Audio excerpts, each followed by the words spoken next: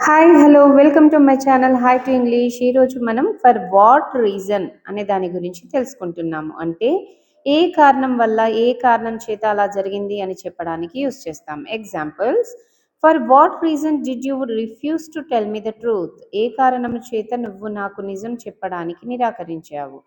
For what reason did you send this message? ఏ కారణం చేత నువ్వు నాకు ఈ మెసేజ్ పంపావు?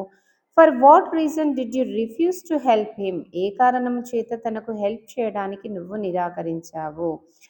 For what reason did you block me? ఏ కారణం చేత నువ్వు నన్ను బ్లాక్ చేశావు? For what reason did you suddenly stop talking? ఏ కారణం చేత నువ్వు నాతో సడన్గా మాట్లాడడం ఆపేశావు?